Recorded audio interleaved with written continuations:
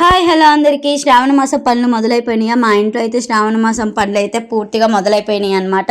ఇక్కడ 2 గదుల్లో ఉన్న అంట్లన్నీ తీసేసి బయట పెట్టేసేస్తున్నా. చూడడానికి కొన్ని ఉన్నట్టు ఉంటాయి కానీ తోమేటప్పుడు మాత్రం చాలా ఎక్కువ ఉన్నట్టు అనిపిస్తాయి కదా. నాకైనా మీకు కూడా అలాగే అనిపిస్తుంది, కామెంట్ చేయండి. ఇంకా వంటకి సంబంధించిన సరుకులన్నీ కూడా బేసిన్లో పెట్టుకోవాలి. పైన ఉన్న సామానం కూడా తోమేసేయాలి.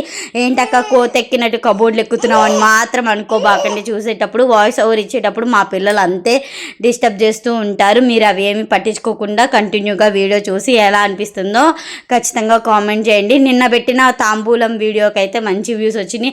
ఏంటక్క 1 మిలియన్ వచ్చిందా వ్యూస్ అని కూడా అనుకోవచ్చు. నేను ఇలా చెప్తుంటే 200 300 కాకుండా 1000 దాటితే మాత్రం ఖచ్చితంగా అవి మంచి వ్యూసే అని, మీరు కంటిన్యూగా పోస్ట్ చేస్తే మంచి వ్యూస్ వస్తాయి అన్న నమ్మకంతో నేను చెప్తున్నాను అనమాట.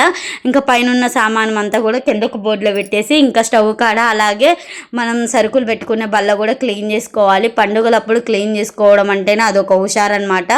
నాకైతే ఇందాకటి దాకా కూడా మంపుగా ఉంది. అదేనండి నిన్నటి దాకా కూడా మంపుగా ఉంది. ఇంకా వ్రతం ఉంది కదా అని చెప్పేసి గబగబా లేసి పనులన్నీ చేసుకుంటున్నాను అనమాట. చూసారా, వాటర్తో పోస్తే కానీ డీప్ క్లీనింగ్ అప్పుడు ఇట్లా మురికంతా పోదు అనిపిస్తుంది. కానీ ఇలాంటి స్టిక్ ఉంటే చాలా ఈజీగా చేసుకోవచ్చు పని కూడా.